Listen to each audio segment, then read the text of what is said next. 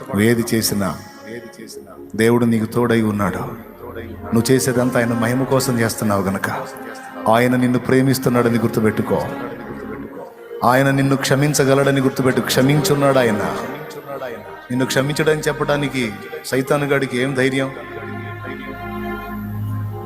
ఆయన రక్తంతో నిన్ను కడిగి శుద్ధీకరించి తిరిగి నిన్ను మళ్ళా యుద్ధరంగంలో నిలబెడతాడు. నువ్వు గెలుస్తావు అంతే. నువ్వు విజయం పొందుతావు అంతే. నీ చుట్టుపక్కల వాళ్ళు ఆశ్చర్యపోయే సాక్ష్యం నీ జీవితంలో లెగుస్తుంది అంతే. ఇదే గట్టిగా పట్టుబట్టు. ప్రయత్నాలు విరమించొద్దు. ప్రభు పాదాలు వదలొద్దు. చెప్తున్నా, అడిగేది కొంచెమైతే ఊహించేది ఇంకొంచెమైతే రెండింటికి మించి నీ పక్షంగా ఆయన కార్యం చేస్తాడు. చేశాడు, చేయబోతున్నాడు కూడా కాదు, చేసే ఉన్నాడు. చెప్పండి గట్టిగా. ఇంటికి వెళ్ళిన దగ్గర నుంచి మళ్ళీ ఫైటింగ్ స్టార్ట్ అయింది. ఇక్కడ ఉన్నప్పుడు అసలు ఏ గొడవ ఉండదు. రోజు ఇట్నే కోట ఉంటే బాగుండే, గొడవే ఉండదు అనిపిస్తుంది.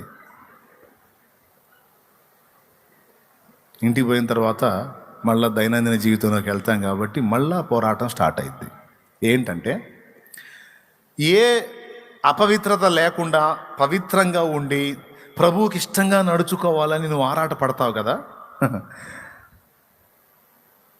యేసయ్య దగ్గరికి ధైర్యంగా రావాలి, ఏ తప్పు లేకుండా రావాలి, లోపం లేకుండా రావాలి, అపవిత్రత లేకుండా రావాలి, పవిత్రంగా ఉండాలనేది నీ ఆశ. ఆశ ఉందా? అట్లాంటి ఆశ లేదా?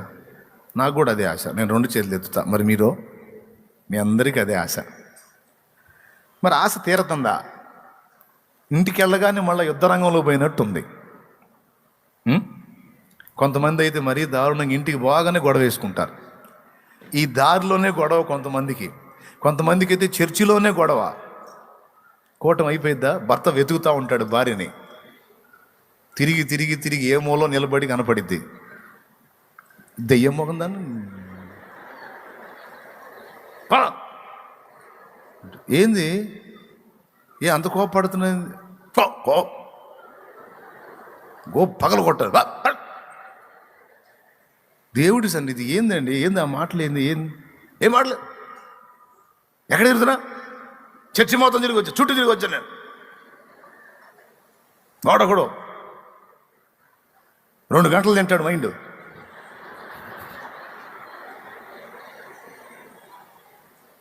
అరే ఆకలి అవుతుంది. అరే నువ్వెక్కడున్నావు? పిల్లలు ఎక్కడున్నారు? ఇప్పుడు దాకా దేవుని మాటలు విన్నావు కదయ్యా. ఏం దేవుని మాట? ఇంటికి బా చెబుతాను ఈ సంగతి, ఇంటికి అటు చెబుతారా అని ఎగిరి పైకి ఒక తొక్కు దొక్కి అని ఇక్కడ నుంచే స్టార్ట్ అయింది కొంతమందికి. అవునా కాదా? మళ్ళా మన మాట లేడీస్ తల్లి మీరు చెప్పండి అమ్మా. మనం పాపం అలా ఇంటికి పోయిన తర్వాత ఎందుకు కొంచెం టెంపర్గా ఉన్నాళ్ళే అని మౌనంగా ఉంటే ఏమి లేదు. ఏమో ఇంకా టెంపర్ అనుకో. ఏంది చర్చిలో ఏంది నోరు తెగ బారేసుకుంటున్నావు ఏంది? ఏంది పెద్ద పెద్దగా అక్కడేం మాట్లాడలేనా? ఇప్పుడు చెప్పు.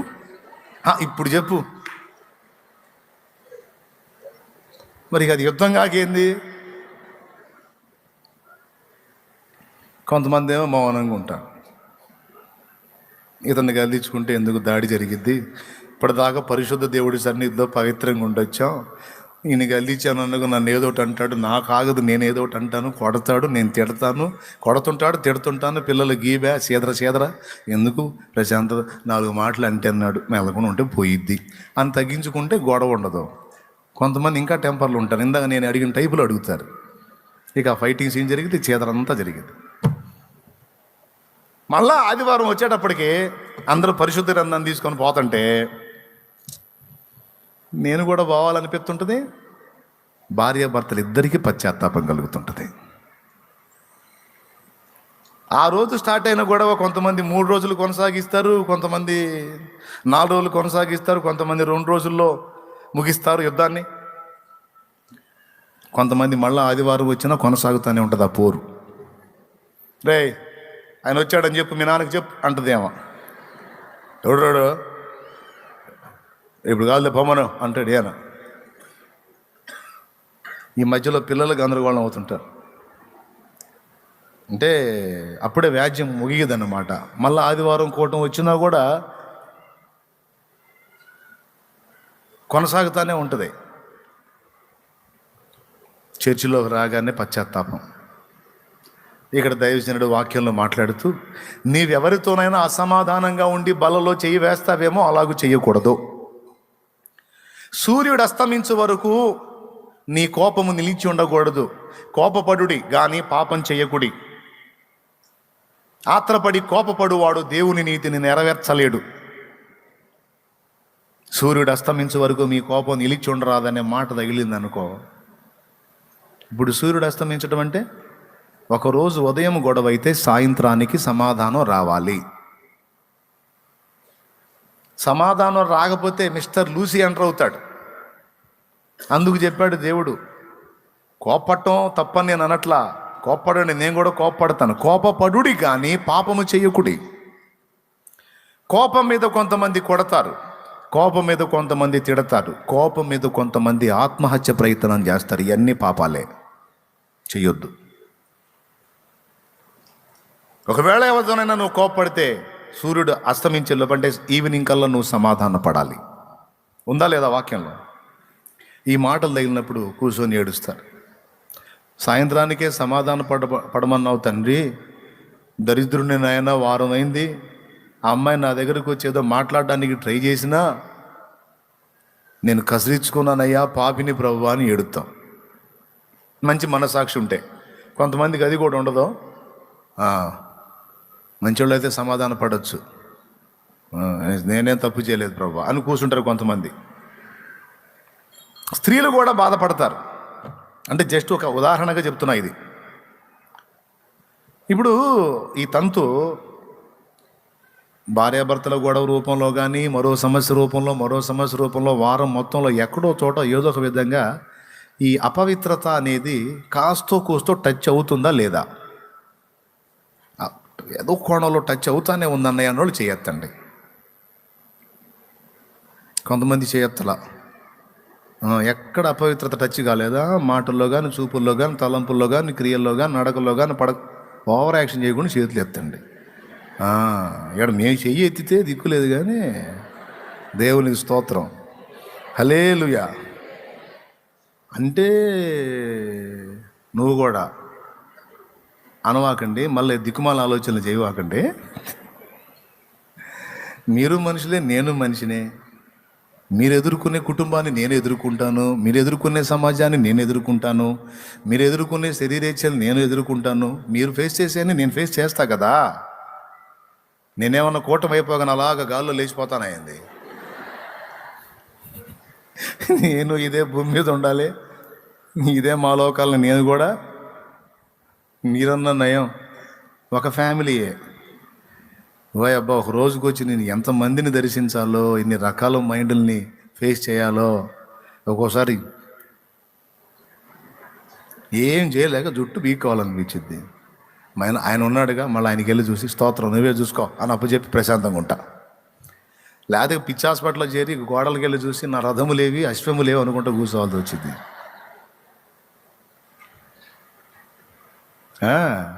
మామూలు ప్రెజర్ కాదు. సరే, ఇప్పుడు ఈ మ్యాటర్ అంతా ఎందుకు చెప్పానంటే, నువ్వు కావాలని ఎక్కడ చేయవు, కానీ ఎక్కడో చోట ఏదో ఒక విధంగా నీకు మరక అంటుతానే ఉంది. పొద్దున్న నుంచి సాయంత్రం దాకా అలా బజార్లో తిరిగి వచ్చామనుకో, ఎక్కడ ఒక్క చోట కూడా కావాలని నువ్వు మట్టి పూసుకోవు. కానీ ఈవినింగ్ కల్లా వచ్చి చూస్తే ఈ షర్ట్ కాలర్ మీద నల్లగా అయి ఉంటుంది, అక్కడక్కడ మట్టి అయి ఉంటుంది. 2 రోజులు తిరిగావు అనుకో అదే షర్ట్ వేసుకొని, బ్రదర్స్ ఇంకొంచెం ఎక్కడన్నా పూసుకుంటావా? ఏం లేదు, జస్ట్ పైన వేసుకొని తిరిగావు, నీకు తెలియకుండానే దాని మీద డస్ట్. వారం రోజులు అదే వేసుకొని తిరిగావు అనుకో, 2 జరుగుతాయి.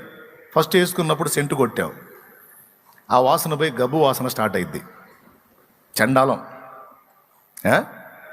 రెండవది, దాని ఆకారం మారిపోయింది. ఎక్కడ దుర్గంధాన్ని నువ్వు పూసుకోలేదు, కానీ నీ నుండి ఉత్పత్తి అయ్యేటువంటి చెమట ద్వారా అది దుర్గంధభరితం అవుతుంది. ఎక్కడ మట్టి కావాలని డస్ట్ నువ్వు పూసుకోలేదు, కానీ 6 రోజులు నువ్వు అలా తిరిగి వస్తే దాని షేడ్ మారిపోతుంది. తెల్లగా ఉన్న ఈ వస్త్రం కాస్త దాని ఆకృతి కోల్పోతుంది. కారణం, లోకంలో మాలిన్యం ఉంది, నువ్వు తిరిగే రోడ్ల మీద దుమ్ము ఉంది, అది నీ మీదకి వచ్చి వాళ్తుంది. అలాగే మన హృదయంలో కూడా, మన మనస్సు విషయంలో కూడా, మన ఆత్మీయ విషయంలో కూడా తెలిసి కొంత, తెలియక కొంత దుమ్ము మన మీద పడతానే ఉంటుంది. ఎక్కడా కావాలని మనం పూసుకోకపోయినా షర్టుకి ఎలాగైతే మలినం అంటుతున్నట్టు మన ఆత్మ విషయంలో కూడా అలాంటి మాలిన్యం అంటుతూనే ఉంటుంది. ఎప్పటికప్పుడు దేవుని పాదాల దగ్గరకు వచ్చి ఒప్పుకొని, మరి ఆదివారం ప్రభు బల దగ్గర జరిగే కార్యక్రమం ఏందనుకున్నావు? శుద్ధీకరణ, ఉతుకుడు సెక్షన్ అన్నమాట. శుభ్రపరచుకొనుట. వీరు గొర్రెపిల్ల రక్తములో తమ వస్త్రములను తెల్లిపు చేసి కొనినవారన్న వచనం చదివారా? అదే మరి ఏ వారానికి ఆ వారం ఆయన పాదాల దగ్గరికి వచ్చి, నిద్ర వచ్చిన వాళ్ళు స్తోత్రం చెప్పండి, మెలుగుతున్న వాళ్ళు చెప్పండి. ఏ వారానికి ఆ వారం యేసయ్య దగ్గరికి వచ్చి, ఆయన రక్తం దగ్గరికి వచ్చి, చురుగ్గానే ఉన్నారులే ప్రభా, ఇట్లా మాలిన్యంతో ఉన్నానయ్యా, నన్ను కడుగు ప్రభా అని ఏడ్చి పశ్చాత్తాపడి శుద్ధి. ఈ పరంపర అలా కంటిన్యూ అవుతుంటే కొంతకాలానికి ఒక రకమైన ఇసుగు వచ్చింది. అసలు ఏంది నా లైఫ్, ఏంది పద్దాకలు ఇది ఒక అలవాటు అయిపోయిందే, చెడు పనులు చేయకుండా ఆగట్లా, చిన్నదో పెద్దదో జరుగుతుంది. వారం అంతా ఈ పనులు ఏదో ఎక్కడో చోట తేడా పట్టడం, ఆదివారం రాగానే ఆయన దగ్గరకు వచ్చి క్షమాపణ పెట్టడం, కొద్ది కాలం తర్వాత ఇది ఒక ఆచారంగా మారిపోయి క్వశ్చన్ మార్క్ వస్తుంటుంది. ఎప్పటికీ ఇది ఇంతేనా? పరిపూర్ణ పవిత్రతను సాధించలేనా? ఏ మాలిన్యం లేకుండా ఒక్క వారమన్నా నేను దేవుని సన్నిధిలో కనబడలేనా అనే ప్రశ్న ప్రతి మనిషికి, దేవుని యందు విశ్వాసం ఉంచిన వారికి ఖచ్చితంగా ఎదురైద్ది. దానికి సమాధానం చెప్తా. ఇప్పుడు నీ తీర్మానం ఏం తీసుకున్నావు? తీర్మానం బాప్తిసం పొందేటప్పుడు, నా జీవితాంతం కూడా ఇక నేను మాట ఎందు కానీ, క్రియ ఎందు కానీ, చేష్టలు కానీ ఎక్కడ కూడా తేడా లేకుండా ఉండాలని ఇష్టపడుతున్నానయ్యా, నన్ను అనుగ్రహించు, నన్ను బలపరచని తీసుకున్నావు. తప్పులు చేయాలని తీసుకోవాలా, తప్పుడు జీవితం వద్దు, పవిత్రమైన జీవితమే కావాలని నువ్వు అడుగు ముందుకేసావు. కానీ అది నీకు ఎదురైనప్పుడు నువ్వు భంగపడతావు.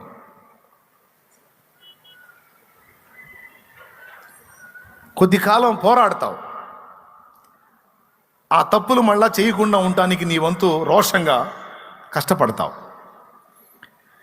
కానీ ఒకటి కాకపోతే ఒకటైనా ఏదో పొరపాటు నీలో తరచుగా జరుగుతున్నట్టు కనబడినందున ఇక దయ్యపు స్వరం నీకు దగ్గరైద్ది, సైతాను స్వరం దగ్గరై నువ్వు ఎంత పోరాడినా గెలవలేవు, నువ్వు ఎన్ని తిప్పలు పడినా నీకు విజయం రాదు, ఇక అనవసరం, నువ్వు మానలేవు, ఇది కాకపోతే ఇంకొకటి, అది కాకపోతే ఇంకొకటి, ఏదో ఒకటి నువ్వు చేస్తానే ఉంటావు. కాబట్టి అన్నీ మానుకొని పవిత్రంగా జీవించాలనే ప్రయత్నం ఏదైతే ఉందో అది వ్యర్థం, శుష్క ప్రయత్నం. అది మానుకోవటం మంచిది, రాజీ పడిపోవటం మంచిది అని చెబుతాడు ఇక వాడు. మిస్టర్ లూసిఫర్ అంటే ఎవరో తెలుసు మీకు? లూసిఫర్ అంటే ఆయన ఎవరో అనుకుంటారు, సైతానుగాడు. వాడు ఇట్లాగా నిన్ను నిరాశ, నిస్పృహ, కృంగుబాటులోకి తీసుకెళ్తాడు. ఈ ఒక్క విషయంలోనే కాదు తమ్ముడు, చాలా విషయాలలో వాడు మనుషుల మీద ఉపయోగించేటువంటి బాణాలలో చాలా బలీయమైన బాణం కృంగదీయటం. ఈ సత్యాన్ని మనకు బయలుపరిచిన దేవునికి స్తోత్రం చెబుతాం గట్టిగా. నిరాశపరచటం, దిగజార్చటం, కృంగదీయటం, దీన్ని వాడు అన్ని విషయాల్లో వాడతాడు. నీ ఆత్మీయ జీవితంలో పాపంతో నువ్వు రాజీ పడిపోవడానికి దాన్నే వాడతాడు వాడు. ఈ ఉన్న భూమి మీద ఈ భౌతిక జీవితంలో కూడా గొప్ప విజయాలు నువ్వు సాధించకుండా, గొప్ప మెట్టుకు నువ్వు వెళ్లకుండా కూడా వాడు వాడతాడు. ఈ నిరాశ, నిరుత్సాహం, కృంగుబాటులనే వాడతాడు. దేవుడు నువ్వేం దిగజారి అడుక్కునే స్థితిలో ఉండాలని దేవుడేం కోరుకోవటల్లా. ఆశీర్వదించాడు, ఆశీర్వాదానికి వారసులుగా ఉండటానికి పిలిచాడు మనల్ని. శాపగ్రస్తులుగా ఉండటానికైతే పిలవలా. 10 మందికి మనం సాయం చేసే స్థితిలోనే ఉండాలని కోరుకున్నాడు, కానీ 10 మంది దగ్గరికి వెళ్ళి బాబు ధర్మం అని అడుక్కునే స్థితిలో ఉండాలని కోరుకోలా మన విషయంలో. అర్థమవుతుందా? కాకపోతే వాటి కోసం మనం దిగులేసుకొని కృంగిపోయి వెంపర్లాడటం కాకుండా వాటిని నెరవేర్చగల దేవుని చేయి పట్టుకోవాలనేది రాత్రి చెప్పాను నేను. అవి అక్కర్లేదు, వద్దు అని కాదు. నువ్వు ఇంత అడుగుతున్నావు, ఇంత కాదు, ఇంత సాధించాలి నువ్వు అని చెప్పాను నేను రాత్రి. దావీదు అన్నలు మహారాజు కొలువులో సైనికులు కాదు, దావీదు వాళ్ళ తమ్ముడే, వాళ్ళ అన్నయ్యోళ్ళు గవర్నమెంట్ జాబ్ హోల్డర్స్. పాపం దావీదేమో గొర్రెలు కాసుకునేవాడు. కానీ ఈ గొర్రెలు కాసుకునేవాడు గవర్నమెంట్ జాబ్ కలిగిన అన్నలు ఇద్దరిని మీరు చూస్తే ఎవరిని సమాజం గౌరవించింది మీరు చెప్పండి? జాబ్ హోల్డర్స్ ఉన్నాయిగా. కుటుంబం ఎవరిని గౌరవించింది? ఉద్యోగస్తులనేగా. ఆ ఉద్యోగం లేకుండా గొర్రెలను తోలుకొని పోయేవాడిని లక్ష్య పెట్టద్దు, అంత రెస్పెక్ట్ ఇవ్వదు. కానీ దావీదు చూడు, అసలు ఎక్కలేని ఎత్తైన కొండ ఎక్కించకుండా. దేవా, నీకు ఇష్టంగా ఉండాలి, నీకు సంతోషం కలిగించాలి, నువ్వు తృప్తి చెందాల నా జన్మను గురించి, నీకు ఏది ఇష్టమో అదే నేను చేయాలయ్యా అని దేవునితో మనసు ట్యూన్ చేసుకున్నాడు.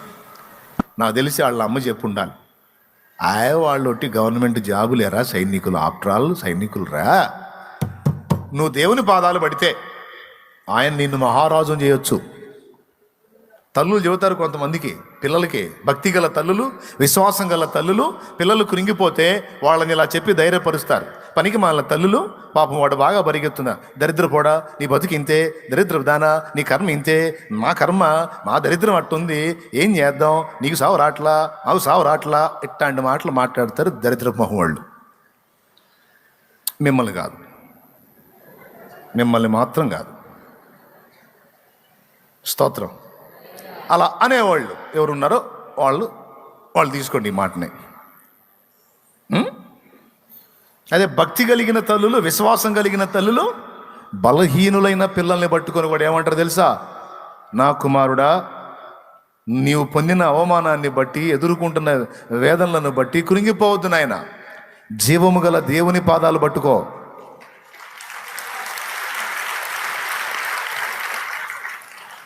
మీ అన్నలు అయితే తోకలయ్యారు, నిన్ను తలగా చేస్తాడు రాయన. నిజంగా అంత పని చేశాడు దావీదు, మహారాజు అయ్యాడు. ఇప్పుడు సైనికులైన వాళ్ళ అన్నలో ఇప్పుడు దావీదు దగ్గరికి వచ్చి ఏమంటారు? ఎరా దావీదా అంటారా? అంటానికి లేదు.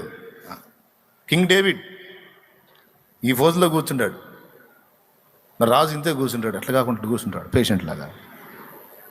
ఇట్లా అన్నలో ఇటు కూర్చుంటాడు రాజు, ఆ టీవీ ఇటు కూర్చుంటాడు. కూర్చుంటే వచ్చి వాళ్ళు ఏం చేయాలా? నమస్కారం చేయాలా. ఎవరో గవర్నమెంట్ జాబ్ హోల్డర్స్. దేవునికి స్తోత్రం కలుగును గాక. అంటే ఇప్పుడు గవర్నమెంట్ ఉద్యోగస్తులందరూ కూర్చొని నేను అన్నట్లు మళ్ళీ మీ కోపం వచ్చిందేమో. అది పొందారంటే దేవుడు మీకు ఇచ్చింది, దేవునికి స్తోత్రం. నాయనా, ఇంకా నువ్వు పైకెక్కాలి. కొంచెం పొందావా, ఇంకా పైకెక్కాలి, ఇంకా పైకెక్కాలి. ఉన్నతమైన స్థలములో నువ్వు ఉండాలి. నా కోరిక కాదు నాయనా, దేవుని కోరిక కూడా. దిగజారుని స్థితిలో మనం ఉండటానికి దేవుడేం ఇష్టపడట్లా, ఎదగమనే కోరుకుంటున్నాడు. సేవకు వస్తే సేవలో తారాస్థాయికి వెళ్ళాలి. సేవ కదా, ఒకవేళ జీవనోపాధి జాబులు చేసుకుంటా, ఒకవేళ ఏదన్నా హోదాను కలిగి ఉంటే అందులో కూడా తారాస్థాయికి వెళ్ళి అక్కడుండి కూడా ఎస్తేరులాగా, యోసేపులాగా, నెహెమ్యాలాగా దేవుని పని చేయాలి. అంత జాగిరి వద్దులే, నేనేం అనుకోను. స్తోత్రం. నేను అది లాస్ట్ వీక్ కూడా చెప్పినట్టున్నాను. చదివితే రాజీ లేకుండా చదువు చదవవాకు, దద్దమ్మలాగా ఉండవాకు. పెట్టు, కాన్సన్ట్రేషన్ పెట్టు, ఏకాగ్రత పెట్టు, మనసు పెట్టు. దేవుని సేవ కోసం అని చదువు. వాళ్ళతో కలిసి, తోటి విద్యార్థులతో కలిసి, వీళ్ళతో కలిసి నిద్ర మోహం వేసుకొని పిచ్చి పిచ్చి వేషాలు వేయొద్దు. వాళ్ళలాగా వీళ్ళలాగా కోచ్చేష్టలు చేయొద్దు. వాళ్ళలాగా వీళ్ళలాగా పిచ్చి పిచ్చి శరీర కార్యాలు చేయొద్దు. వాళ్ళ గమనం వేరు, నీ గమనం వేరు. వాళ్ళ గమ్యం వేరు, నీ గమ్యం వేరు. వాళ్ళకి భారం లేదు, నీకు భారం ఉంది. వాళ్ళకి బాధ్యత లేదు, నీకు బాధ్యత ఉంది. ఏంటో తెలుసా? బాధ్యత లేకుండా బలైపోతున్న బ్రతుకులను బాగు చేసే బాధ్యత నీకు ఇవ్వబడింది. బాధ్యత లేకుండా పాపంలో బతుకుతున్న వాళ్ళతో కలిసి నువ్వు కూడా అదే పాపంలోకి వెళ్ళిపోతే వాళ్ళని ఎవడు బాగు చేస్తాడు? వాళ్ళని ఎవరు బాగు చేస్తారు చెల్లి? నువ్వు కూడా నీ తోటి స్టూడెంట్స్తో కలిసి వాళ్ళు చేసినట్టే చెడు కార్యాలు చేసి వాళ్ళలాగే బతికితే వాళ్ళని ఎవరు బాగు చేస్తారు? వాళ్ళని ఎవరు బతికిస్తారు? వాళ్ళని ఎవరు రక్షిస్తారు? కాబట్టి వాళ్లకు నువ్వు మాదిరివి కావాలి. స్టడీలో మాదిరివి కావాలి, క్యారెక్టర్లో మాదిరివి కావాలి. నిన్ను చూసి వాళ్ళు తమ బతుకుల్ని దిద్దుకునే బతుకు నువ్వు బతకాలి.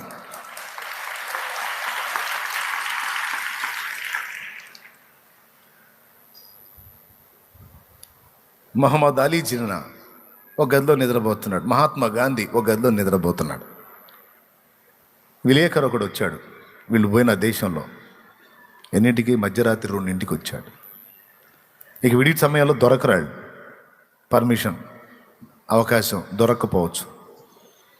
అందుకని 2 మాటలు ఏదైనా వాళ్ళు జర్నీ చేసి వచ్చారు కదా, అంత తొందరగా నిద్రపోరలే, మెలుకుతూ ఉంటే పలకరించి ఏదైనా 2 మాటలు రాసుకుందామని వచ్చాడు.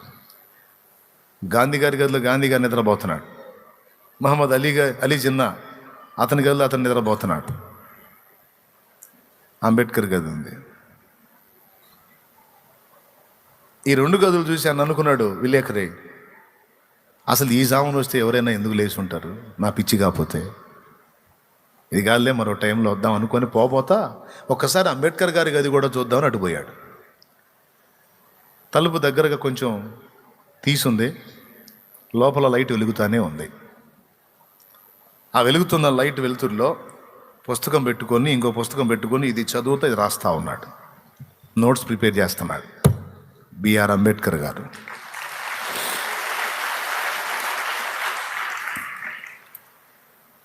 గుండెలో భారం నిద్రపోనీయదు.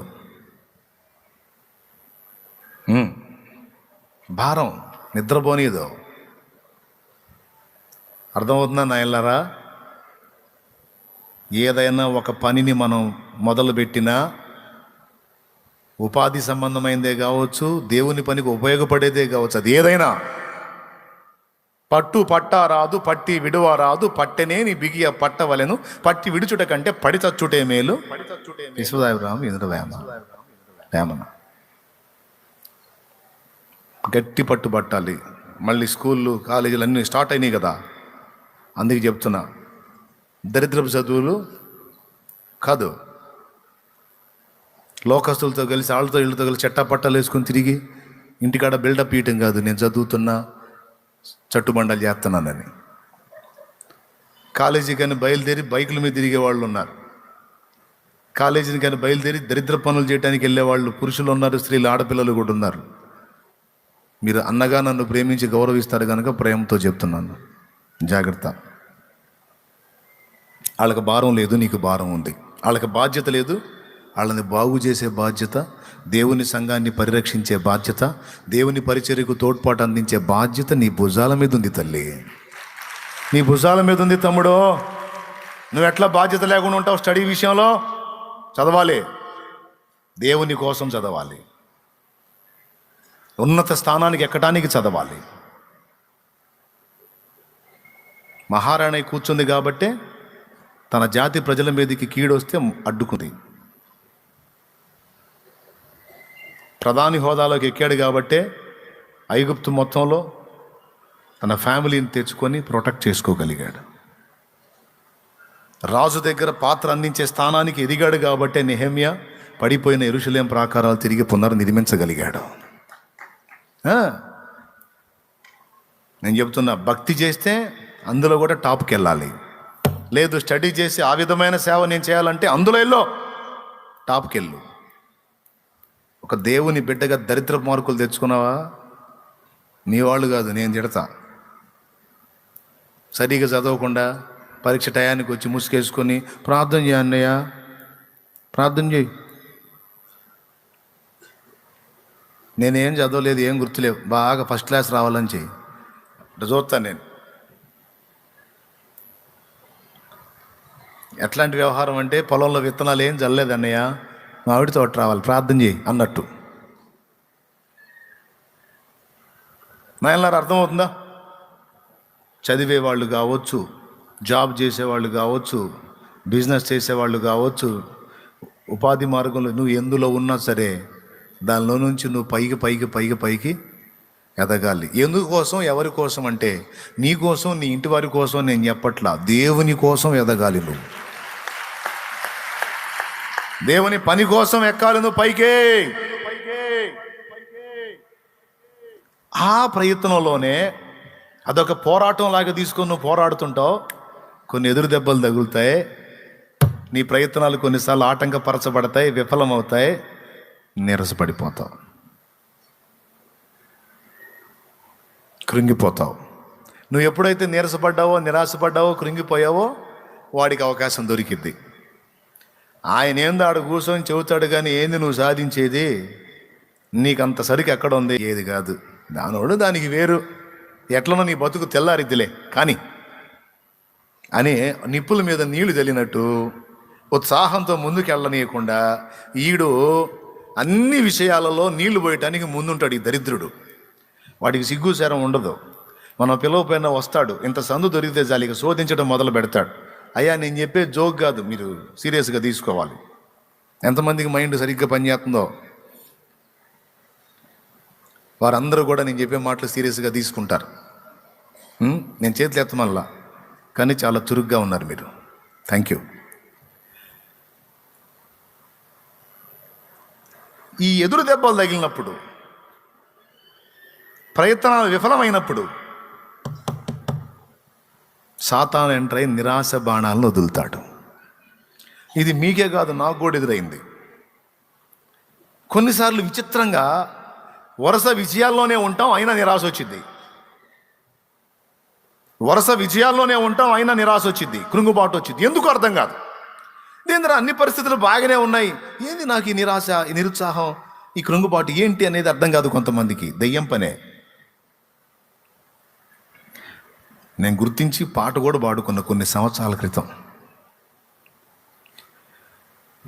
వేకువ కోసం కావలివాడు ఆశతో వేచినట్లు, కలత నిండిన నా హృదయం నీకై చూచుచున్నది. వేకువ కోసం కావలివాడు ఆశతో చూచినట్లు,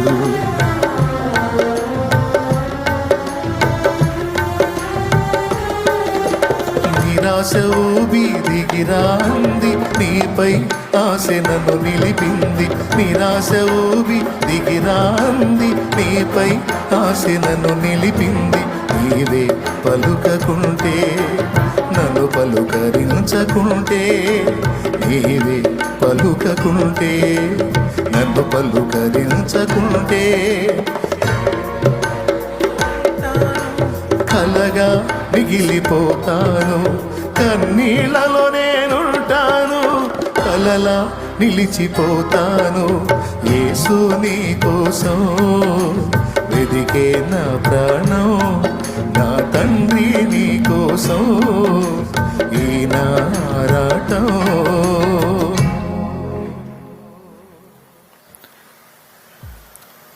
అసలు మనం ఫైట్ చేయాల్సింది, బాగా వినండి, మన యుద్ధం చేయాల్సింది సమస్యల మీద, మనల్ని ఇబ్బంది పెడుతున్న పరిస్థితుల మీద, సదరు వ్యక్తుల మీద, దుష్ట శక్తుల మీద అనుకుంటాం. కరెక్టే. వాటన్నిటికంటే ముందు మనం పోరాడాల్సిందే వాడు మన మీదకి తరచూ ఉపయోగించే నిరాశ మీద, నిరుత్సాహం మీద, కృంగుబాటు మీద మనం అసలు యుద్ధం చేయాలి.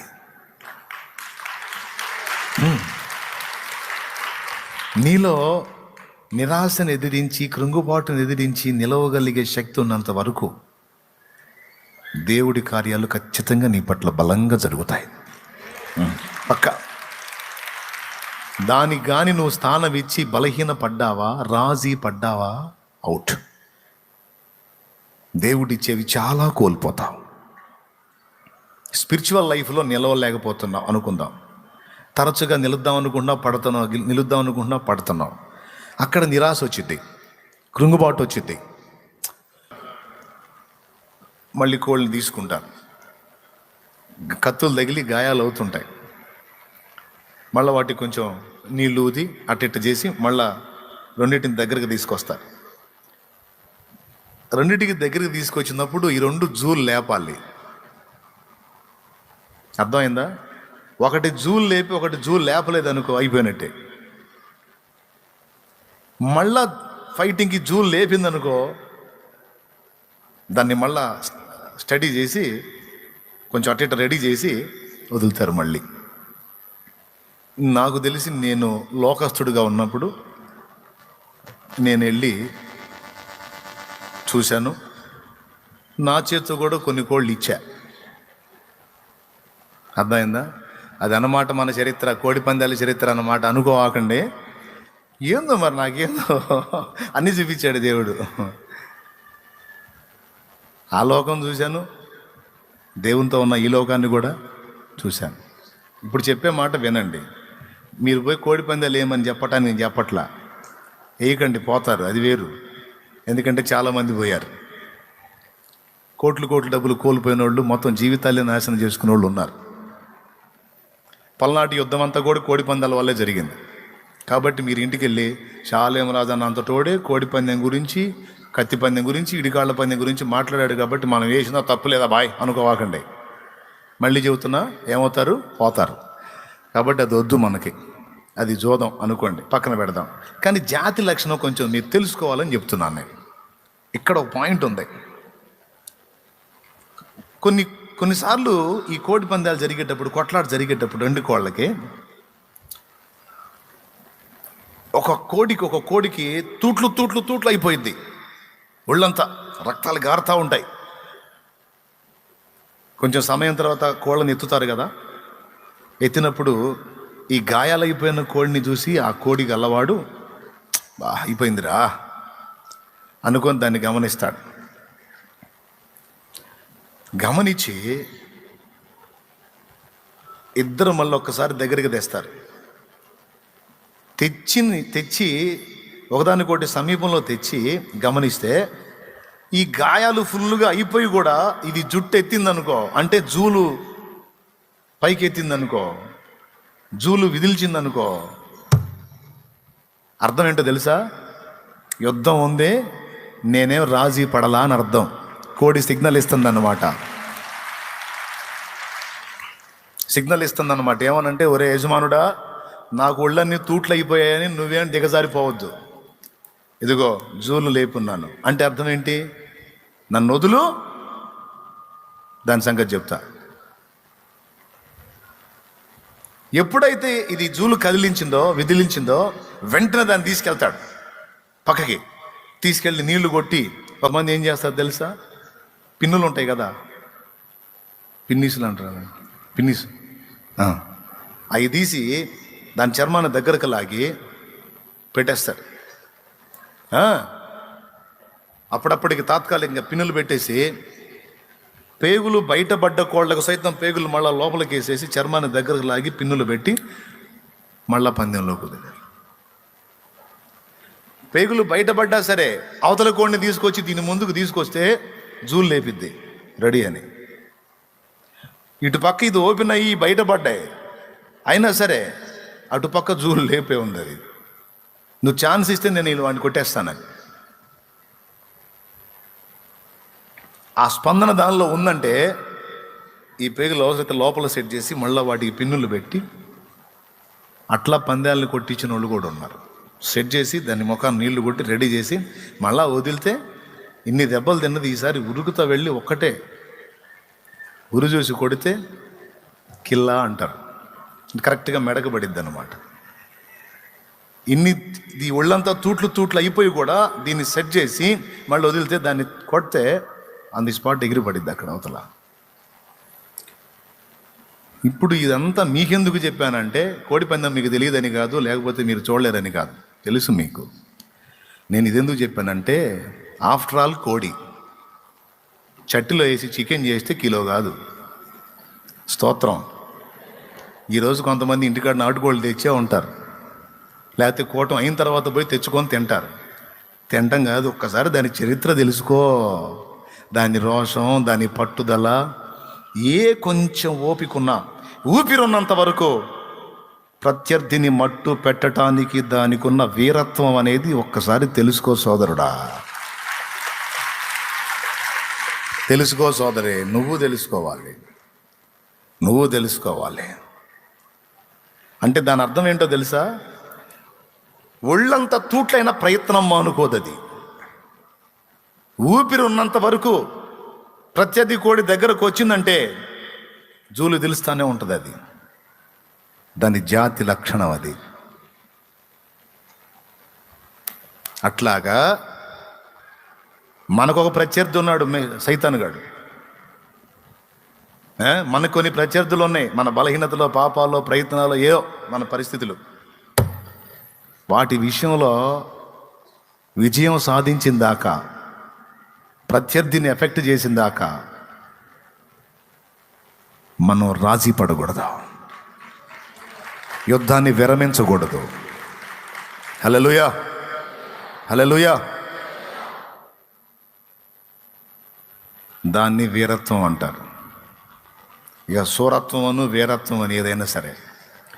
ఇలాంటి విషయాల్లో నీకు మంచి మాదిరి కోడి కాదు, కోడి కంటే ముందు యేసు ప్రభు అపవాది క్రియలను లయపరచడానికి భూమి మీదకి వచ్చాడు. ఒక్కసారంటే ఒక్కసారన్నా, ఒక్క చోటంటే ఒక్క చోటన్నా యేసయ్యను తేడా చేయడానికి వీడు ఎన్ని ఫీట్లు చేశాడో వాడి వల్ల కాలేదుగా. సిలువకు పోకుండా చేయటానికి, సిలువ నెక్కకుండా చేయటానికి చాలా కష్టపడ్డాడు బిడ్డ, పాపం. వాడి వల్ల కాల. జయించాడుగా, పాపాన్ని జయించాడు, లోకాన్ని జయించాడు, అపవాదిని జయించాడు, మరణాన్ని జయించాడు. మొండి బండ హృదయం నీ గుండెను, నా గుండెను, మన హృదయాలను జయించాడు.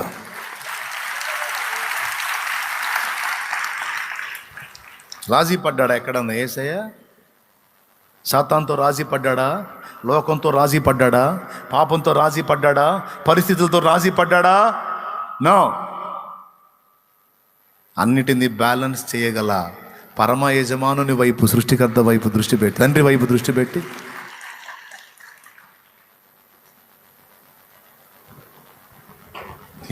ఈ కోడి తన యజమానుడి మీద ఎట్లయితే దృష్టి పెట్టి నువ్వు నన్ను సెట్ చేస్తే నేను వెళ్ళి మళ్ళా పోరాడతా. ఈ ప్రయత్నాన్ని కూడా దేవుడు గెలుపు లిస్టులో రాస్తాడు. అది పాయింట్. నువ్వు ప్రయత్నం, ప్రభా నేనేం విరమించలా, నేనేం రాజీ పడను, పాపంతో రాజీ పడే బ్లడ్ కాదు నాది. నీ శరీర రక్తాల్లో పాలివాడినయ్యాను, పరిశుద్ధాత్మను పొందాను. నేనెట రాజీ పడతా పాపంతో? నీ శక్తితో నన్ను నింపు, నేను పోరాడాలి. ఎప్పటికప్పుడు నీ ఆత్మతో నన్ను బలపరచు, నీ చిత్తం నేను చేస్తాను. పాపంతో మాత్రం రాజీ పడనని నువ్వు ప్రయత్నాన్ని చూపించినంత వరకు దేవుడు నీ లిస్టులో గెలుపునే కోడి సర్దుకుందా, జూలు విదిలిస్తుందా అనేది గమనిస్తాడు. నువ్వు జూలు విదిల్చావనుకో నీ గాయాలు కడతాడు. కట్టి మళ్ళీ యుద్ధానికి పంపకుండా ఏముంటాడు, మళ్ళీ వెళ్ళాల్సిందే, దాన్ని ఫేస్ చేయాల్సిందే, జయించాల్సిందే. అర్థం అయితేనే కొట్టు గట్టిగా.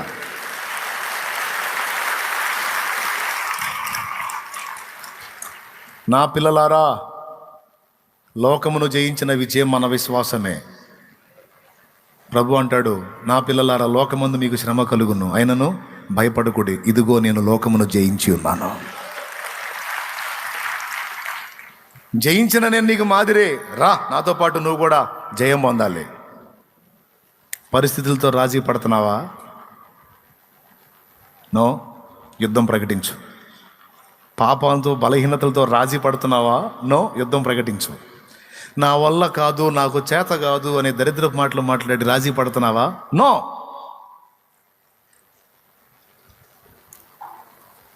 నువ్వు ప్రయత్నం చేసినంత వరకు, విసగక ప్రయత్నం చేసినంత వరకు నువ్వు గెలుపు గుర్రానివే, గెలిచిన కోడివే నువ్వు, అంతే. జూలు దించావా, మన కష్టంలే అన్నావా, అప్పుడు ఓడిపోయినట్టు నువ్వు. ఎంతమందికి అర్థమైంది? అయ్యలారా, నిజంగా అర్థమైతే కొంచెం సిగ్నల్ ఇస్తే నేను సంతోషపడతాను. ఏం అర్థమైంది? ఏదో చెప్పావుగా అర్థమైందంటారా? రాజీ పడొద్దు, పోరాటం మానొద్దు, అది కొనసాగాలి. ఎన్నన్నా ఎదురుగానే నా ప్రభు ఉన్నాడు, నా యజమానుడు ఉన్నాడు. అరే, 1.5 కోడికే తన మనిషి మీద అంత నమ్మకం ఉంటే ఆయన ఎంత నమ్మదగినవాడు?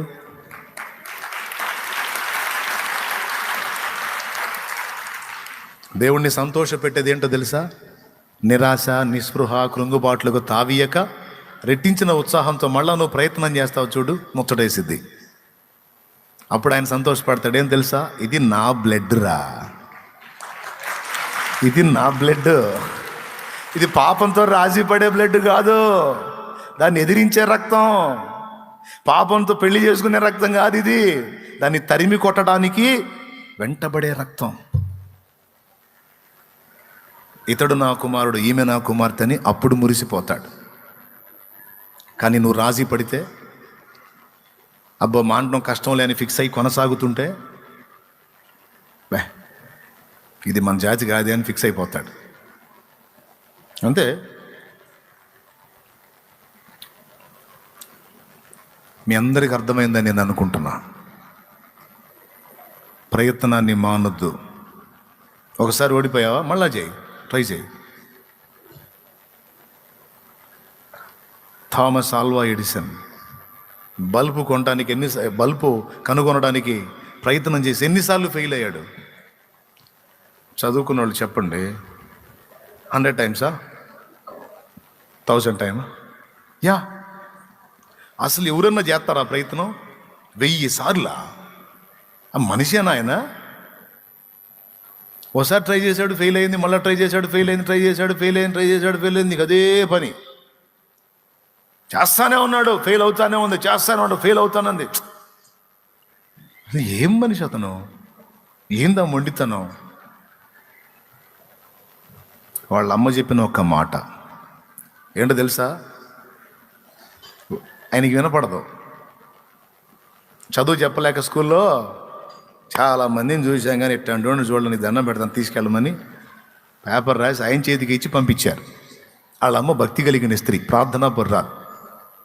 లెటర్ తీసుకొచ్చి ఇచ్చాడు ఇంటికి తల్లికి. చదివి దుఃఖపడి అది తీసుకెళ్ళి ఒక పెట్టెలో దాచిపెట్టిందంట.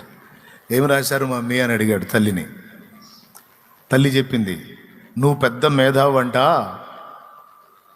నీకు చదువు చెప్పేంత నాలెడ్జ్ వాళ్ళకి లేదంట అని చెప్పింది వాళ్ళమ్మ. కొంచెం ఆవలానే ఉన్నాడు ఆయన.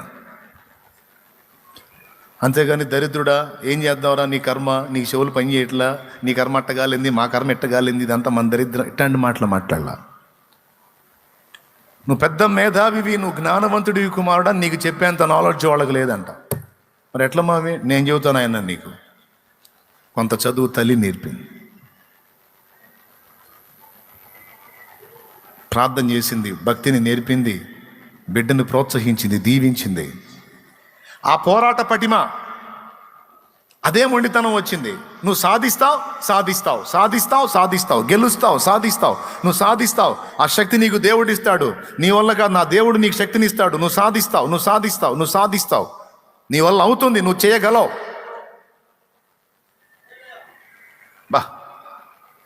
1000 సార్లు తను ప్రయత్నం చేయటానికి అమ్మ మాట. ఎంత గొప్ప విషయం అండి ఇది.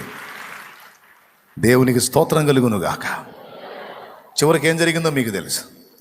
ఈరోజు ఏ ఇంట్లోకైనా పోయి టపిమని స్విచ్ చేస్తే లైట్ వెలుగుతుందంటే ఆయన క్రైస్తవుడు. మళ్ళీ క్రైస్తవుడు అని చెప్పుకునే నాస్తికుడు కాదు, క్రైస్తవుడు అని చెప్పుకునే ఇంకొక టైపోడు కాదు, నామకార్థుడు కాదు. పరిశుద్ధ గ్రంథాన్ని ప్రతిరోజు గంటల తరబడి చదువుకునేటువంటి సత్క్రైస్తవుడు ఆయన. ఈ మేధావులు బైబిల్ చదవకుండా ఇంకేందో చదివి సాధిద్దాం అనుకుంటారు. నువ్వు ఏది చదివినా పరిశుద్ధ గ్రంథాన్ని కానీ రోజు చదివే అలవాటు నీకుంటే నీ జ్ఞానం వేరుగా ఉంటుంది. క్లాస్ రూమ్లో నువ్వు కూర్చుంటే మిగిలిన వాళ్ళందరికంటే కూడా నువ్వు ఎక్కువ షార్ప్గా ఉంటావు. కానీ దీన్ని పట్టుబడితే ఇది చదవాలి, నీ సబ్జెక్టు కూడా స్టడీ చేయాలి. బాబా అర్థమవుతుందన్న ఇలారా? మరి వెయ్యోసారి తన ప్రయత్నం విఫలమైందా సఫలమైందా? సఫలమైంది, సాధించాడు, లోకం మొత్తాన్ని వెలిగించాడు. ఆయన పోయి చాలా కాలమైంది, ఇప్పటికి కూడా ఆయన గురించి చెప్పుకుంటానే ఉన్నారు.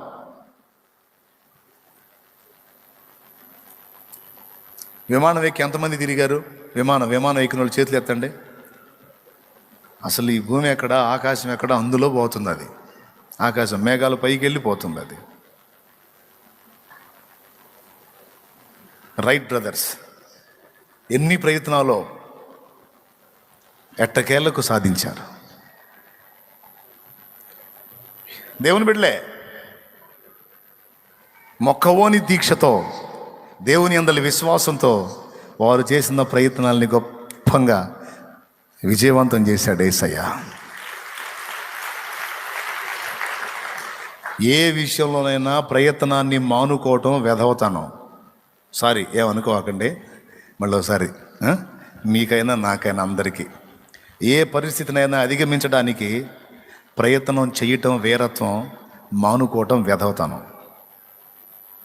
అది భక్తికి సంబంధించైనా, సేవకు సంబంధించైనా, ఆత్మీయ జీవితానికి సంబంధించైనా, పరిశుద్ధ జీవితానికి సంబంధించైనా, నువ్వు సాధించాలనుకున్న వాటి విషయంలోనైనా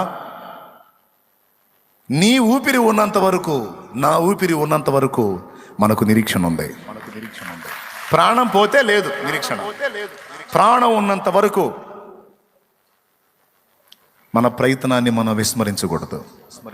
నిరాశ నిస్పృహలకు లోనై కృంగిపోయి సైతాను నువ్వు అన్నదే కరెక్ట్, నా వల్ల కాదు అనొద్దు. ఈ ఒక్క మ్యాటర్ నీ క్లియర్గా అర్థమైతే ఇంకా ప్రసంగం అక్కర్లా, ప్రార్థన చేస్తా. ఎంతమందికి అర్థమైంది? సమస్యలతో పోరాడుతున్నావు, బలహీనతలతో పోరాడుతున్నావు, వ్యాధులతో పోరాడుతున్నావు. అయితే భయపడద్దు. ఒకప్పుడు నువ్వు సింగిల్గా పోరాడావు, ఇప్పుడు నీకు దేవుని బలమైన చెయ్యి తోడుగా ఉంది. విశ్వాస విషయంలో ఎన్నో శోధనలు ఎదుర్కొంటున్నావు. నీ విశ్వాసం ఉంటుందా ఊడిద్దా అని చూస్తున్నాడు. ఒక శ్రమ తర్వాత ఇంకో శ్రమ, ఒకటి తర్వాత ఒకటి వస్తున్నాయి. సైలెంట్గా అబ్జర్వ్ చేస్తున్నాడు. ఉంటావా ఓడతావా చూద్దాం నీ సంగతి. ఎవరికి రానని నీకు వస్తున్నాయి అంటే ఎవరు అందుకోలేని అంతస్తులోకి నిన్ను చేర్చబోతున్నాడని అర్థం.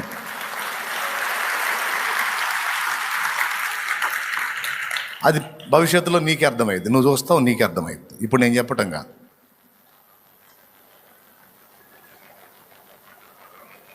కాబట్టి శత్రువుకి స్థానం ఇవ్వద్దు, ప్రయత్నాన్ని మానుకోవద్దు. పరిశుద్ధత విషయంలో ప్రయత్నమా నువ్వు సాధిస్తావు.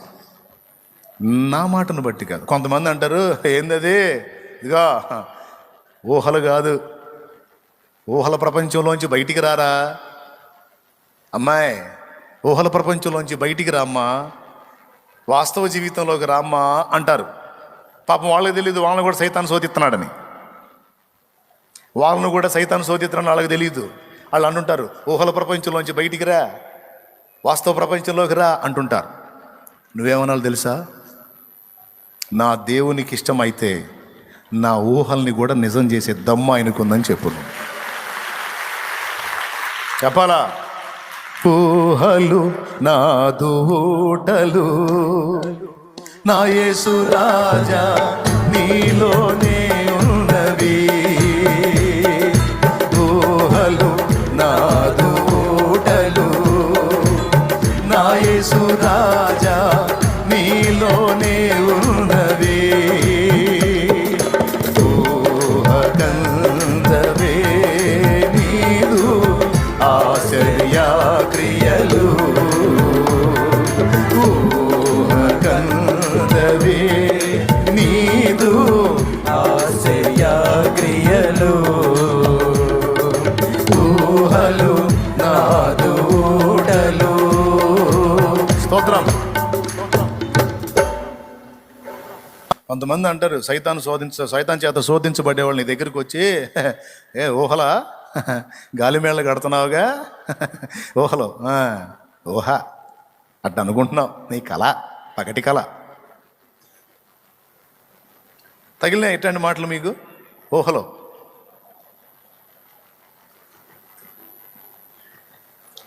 దేవుని వాక్యం ఒక భయంకరమైన సత్యం చెప్పింది. నీ ఊహలన్నీ పిచ్చి ఊహలై నిజమవుతాయి అనుకుంటున్నావా నువ్వు అని ఎవరైనా నిన్నంటే నువ్వు చెప్పాలి, నేను పిచ్చిదాన్ని, నేను పిచ్చోడిని కాదు. నిన్న ఊహలన్నీ క్రీస్తునందు నేను ఏర్పరచుకున్నా. ఆయన వాక్యం ఏముందో తెలుసా?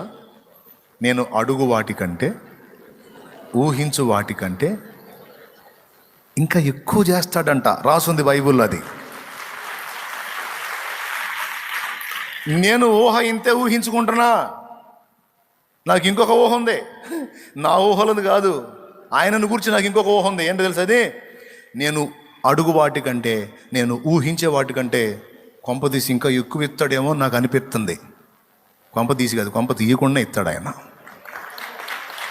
ఇంకా ఎక్కువ చేస్తాడేమో అని నాకు అనిపిస్తుంది. ఇంకా ఎక్కువ కృప పొందుతానేమో అని నాకు అనిపిస్తుంది. ఇలా అనుకుంటే తప్పేందా నేను అంటున్నా. అట్లా కాకుండా నెగిటివ్గా అనుకుంటావా? ఏది కరెక్టు? ప్రతిరోజు అనుకో, మొత్తానికి ఏదో దేవుడు నాకు కార్యం, ఏదో బలమైన కార్యం, బలమైన శోధన వచ్చింది.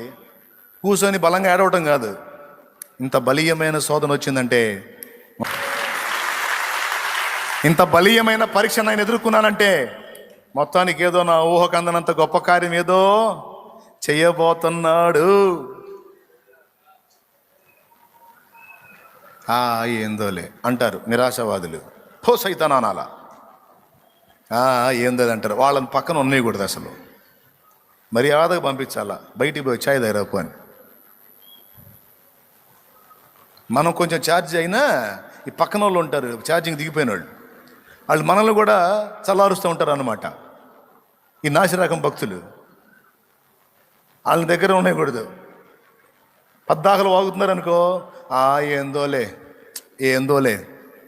అన్నారు.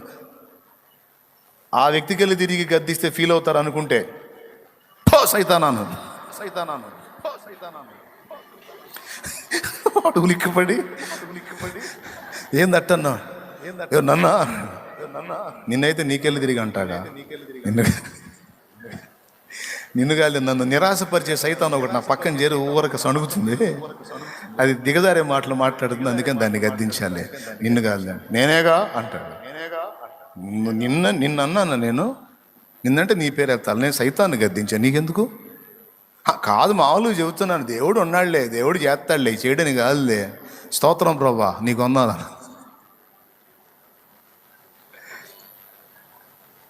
నాయన, నిరాశను గెలవాలి, కృంగుబాటును గెలవాలి, నిరుత్సాహాన్ని గెలవాలి, ప్రయత్నాన్ని మానకూడదు తల్లి.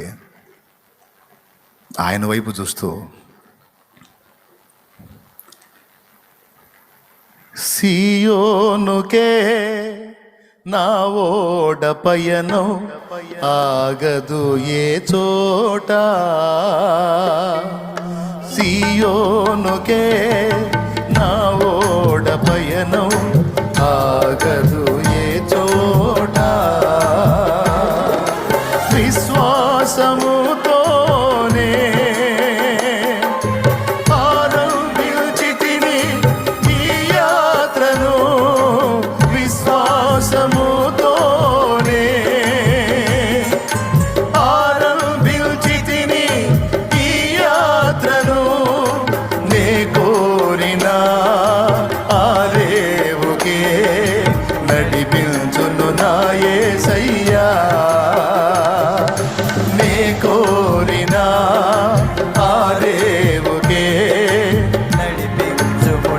యేసయ్యా. నా విశ్వాస ఓడయాత్ర కొనసాగుచున్నది. నా విశ్వాస ఓడయాత్ర కొనసాగుచున్నది. కొనసాగించే యేసు నాకు తోడుండగా. కొనసాగించే యేసు నాకు తోడుండగా. తుఫానులైనా వెనుగాలులైనా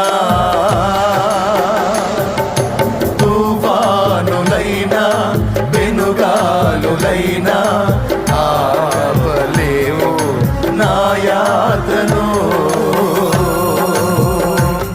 నా విశ్వాస ఓడయాత్ర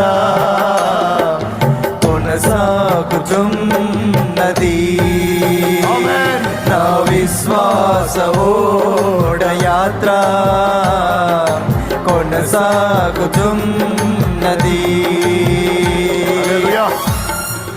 అది మాట. ఎవరు కోరిన రేవుకి? నే కోరినా ఆ రేవుకే నడిపించును నా యేసయ్యా. తీర్చడు నా ఇష్టాన్ని, నెరవేర్చడు నా ఆశల్ని, నెరవేర్చడు నేను అడిగిన దాన్ని ఊహించడానికంటే ఎక్కువగా. నువ్వెవడిరా సైతాన్ అవి జరగవని చెప్పడానికి? నా దేవుడు చేస్తాడు.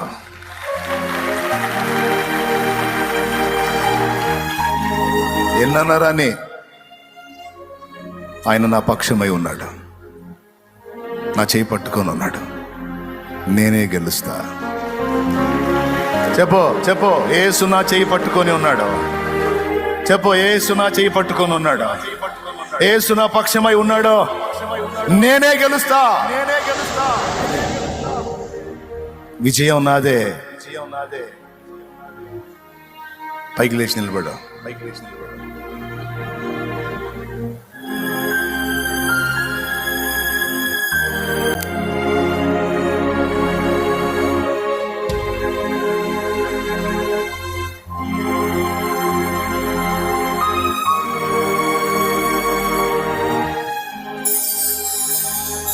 ఈరోజు దేవుడితో మాట్లాడినటువంటి మాటలు సీరియస్గా తీసుకో.